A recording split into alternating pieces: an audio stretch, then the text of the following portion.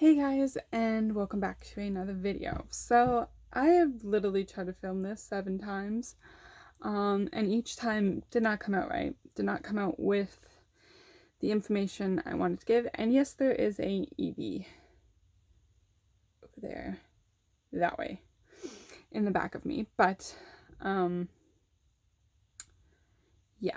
So this is an interesting topic, and the other videos I was trying to film were not about this topic, but I thought, you know what? Let's talk about this topic.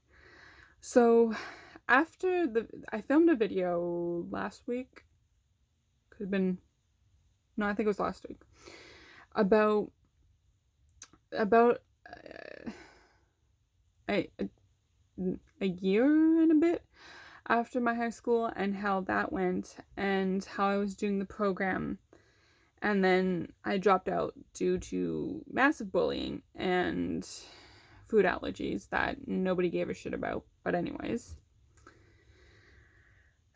something was nagging at me. And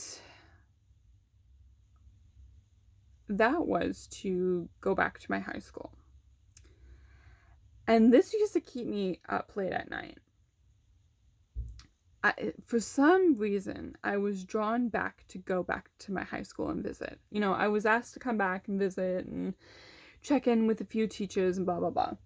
About, you know, the program and stuff that I was in, and they wanted me to talk to some other students and whatnot who were interested in the program. They didn't know I was dropped out. And I for so long I put it off. I just didn't want any part of it. But there was a big part of me that told me to go back. And I don't often talk about this experience. I think I've only talked about it, but about a handful of times. Like, I can literally count on one hand on how many times I've talked about this. So I remember deciding that I was going to go back. So I remember putting on some sandals and some jeans and a nice top, and I took a bus over there. And I still got this sinking feeling in my stomach as I was walking up to the front doors. And I remember walking through the front doors and kind of getting a flashback of the first time I ever walked through those doors, and just had this sinking feeling in my stomach that something was gonna go wrong. I don't know if I don't know what it was, but that was literally the first experience I had was walking through my high school, was like, had this sinking feeling that I should literally run in the other direction.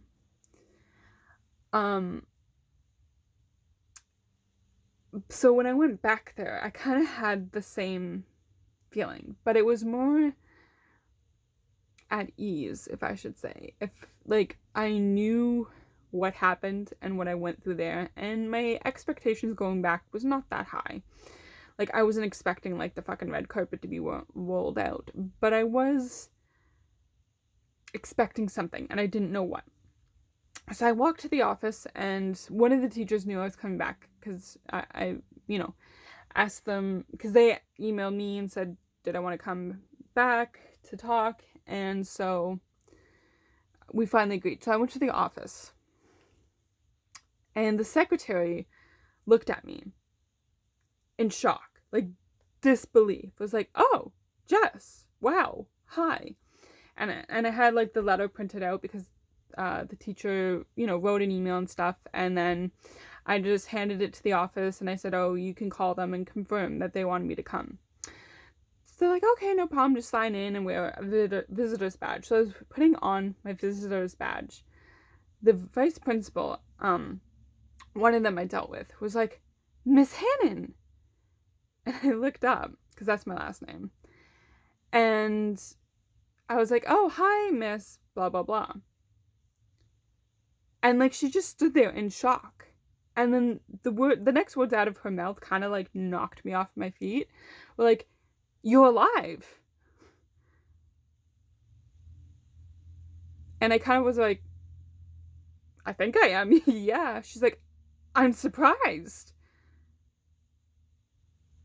I'm like, why are you surprised? Like, should I know something? Like, I'm like, what's going on? And she's just like, I'm surprised, like, that you didn't, you know. I'm like, what? She's like, well, turn to drugs. I'm like, what? Why would I turn to drugs? Like, why are we whispering? Like, I was like, what the fuck? She's like, oh no, I'm just like, when you left our high school, you weren't in a really good state. I'm like, okay. And your point is what? And you thought what, I was going to turn to drugs? Well, yeah, you just seemed like that type of person. Well, I'm just glad you're alive. I'm like, thanks. And the secretary's like, oh, you can go down to class, you know your way. And this was one of the classes that I literally had the same teacher for 4 years, because it was a trade school, so you sometimes have the same teachers. And it was a trades class. I mean, you still did math, English, and all that stuff, but you did have trade classes. So I went to this trade classroom, and the kind of like assistant there, she was so sweet. She was older and stuff, and she always had a Jessica in her class, and for the longest time I was the only Jessica for 4 years that was there. So she took me under her wing, and like she was very sweet. So she was so happy to see me. She's like, my Jessica, and she gave me a big hug and stuff. And she's like, wow, you look so good and stuff. And the teacher that invited me looked very uncomfortable. Like, he was sitting there very uncomfortable. And I was like, oh, hi, Mr. Da-da-da, how are you, and stuff, and whatnot. And he literally didn't know what to say. He was just looking at me. He's like, oh, hi, yeah, thanks for coming, blah, blah, blah. The next class will be in about 10 minutes. Why don't you go next door and see Mr. Da-da-da? I was like, okay. So I go next door, and I was like, oh, hi, Mr. Da-da-da, are you here? I was told I could come say. He was literally in the back doing dishes, and all I hear, just dishes falling everywhere. I'm like, oh. So I went over, and I was like, oh, hi, you okay? Like, what happened? And he, like, got really emotional. He's just like, what are you doing here? And I said, oh, Mr. Da-da-da asked me to come and speak to the class and stuff. And these two were really good friends. I was like, he didn't tell you? And he was like, no. I was like, oh, I'm so sorry. Like, I didn't, want to intrude or anything. He's like, no, it's really good to see you. I was like, this is just, like, just to myself. I didn't say it out loud. I was like, wow, this is just so awkward. And he's like, so how you been? I'm like, I'm good. I'm going to be speaking to his next class. If you want to, I don't know if you have a next class and stuff, but you want to join in, because I think this would be like something interesting to learn from, a good perspective. And he's like, oh, okay, sure. So his class came in, and like they were all seated, and then he introduced me and was talking about the program that these kids wanted to go into. And I was very transparent about it. I'm like, it's a very good program if you want to do cooking and baking, but make sure that your heart is set in it, that's a program, because it is a very challenging program, but it's really rewarding in the end. And I was like, unfortunately, I came down with the allergy of nut and peanuts. And unfortunately, and celery. I'm like, unfortunately, it's not a really good program for that. It's very challenging for the professors and chefs to change their program related to that allergy. And, if you do have that allergy, even though this school is nut and peanut free, not all schools are going to be like that, especially colleges and university, unfortunately, especially in the baking and cooking. And I just went into this lecture, and then I said, unfortunately, I did have to step away from the program.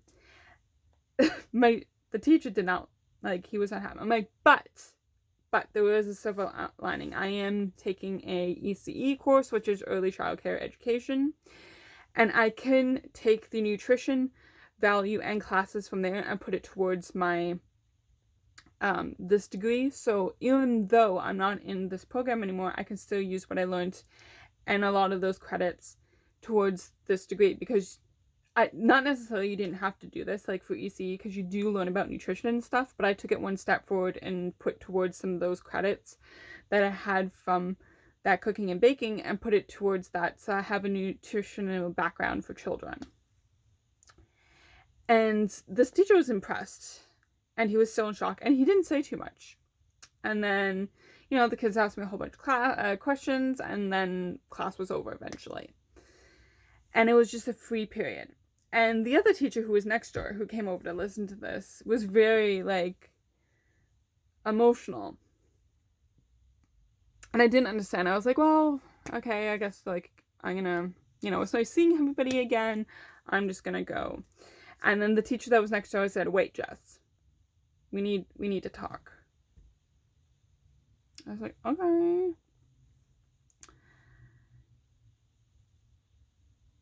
And he just, you know,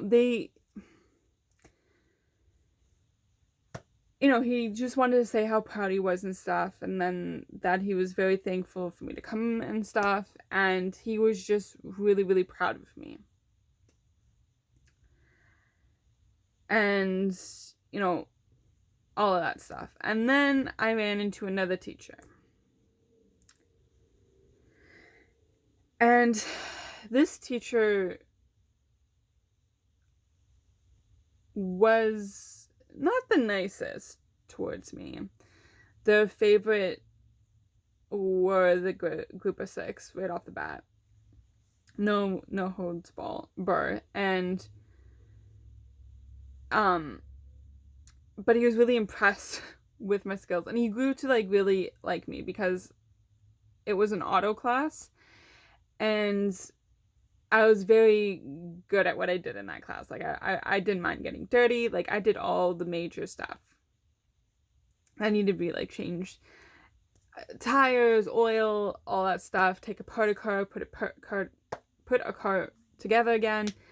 I did all of that and stuff, and it was very enjoyable. And he basically just apologized for the way that I was treated, and that he was very thankful that I was alive, and that he should have done more for me.